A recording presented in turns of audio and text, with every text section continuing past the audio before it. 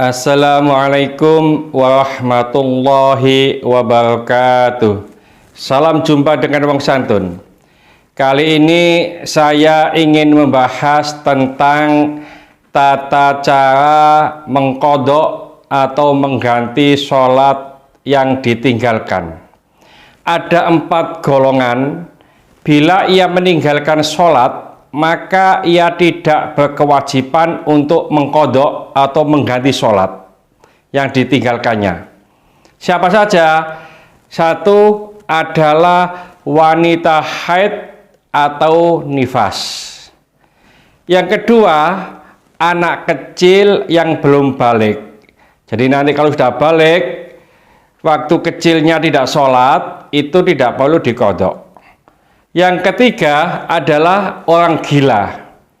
Jadi umpamanya orang gila itu sembuh, maka pas saat gila dia tidak sholat, maka tidak perlu diqadha. Yang keempat adalah orang kafir. Jadi orang kafir yang sudah masuk Islam, maka saat dia kafir dan tidak sholat, tidak perlu mengqadha sholatnya. Selain itu, maka tidak ada satupun manusia yang terbebas dari kewajiban sholat.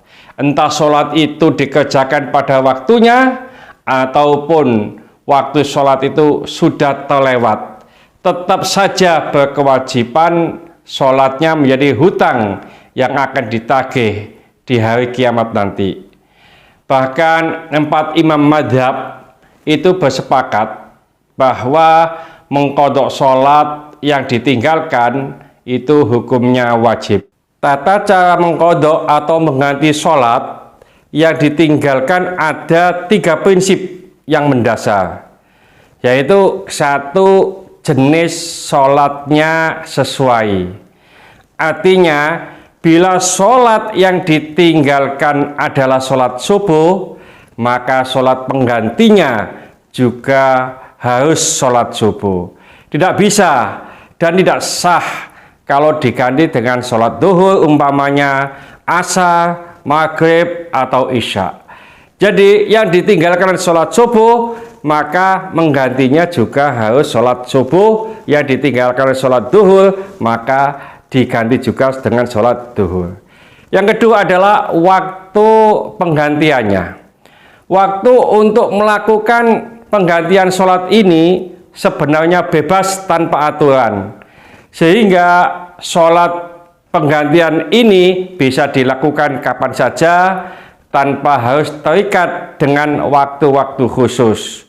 Boleh mengqadha semua sholat yang ditinggalkan dalam satu waktu, umpamanya qadha sholat duhur, tidak harus dilakukan pada waktu duhur, bisa dilakukan pada waktu asar atau dilakukan pada waktu isya. Demikian juga dengan sholat-sholat wajib lainnya.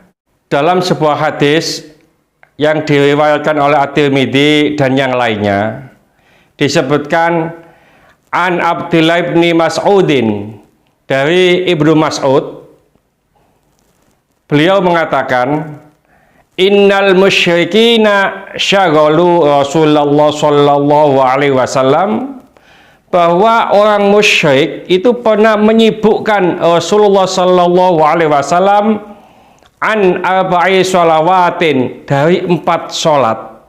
Kapan itu? Yaumal Khandaqi, pada perang Khandaq. Hatta dhahaba minal laili masya Allah, sampai berlalunya waktu malam dengan kehendak Allah. Fa'amara Bilalan, maka Rasulullah memerintahkan Bilal untuk apa? Fa'adzana, untuk adzan.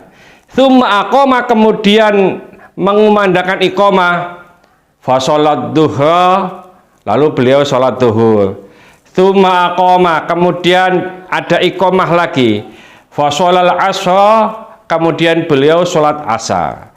Tsumma aqama, kemudian diiqamati lagi.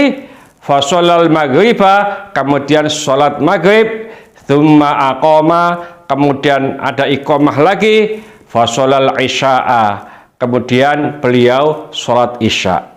Jadi 4 sholat ini dikerjakan pada waktu Isya, artinya pada malam hari. Lalu yang ketiga adalah jumlah sholatnya sesuai. Jumlah sholat pengganti harus sesuai dengan jumlah sholat yang ditinggalkan. Prinsip ini sangat masuk akal dan logis. Karena apa? Orang yang berhutang 1 juta, maka wajib mengganti 1 juta juga. Dalam kitab Fiqhul Islam wa Adilatuh, Syekh Wahbah Az-Zuhaili menegaskan bahwa ulama dari kalangan mazhab Maliki, Syafi'i, dan Hambali itu berpendapat wajib baginya untuk mengqadha sholat yang pernah ditinggalkan sampai ia yakin bebas dari kewajibannya berupa sholat-sholat fardu, maksudnya sholat yang ditinggalkan, dan tidak harus menentukan waktunya, tetapi cukup dengan menentukan yang diniati. Umpamanya sholat yang pernah ditinggalkan itu sholat duhur atau sholat asar.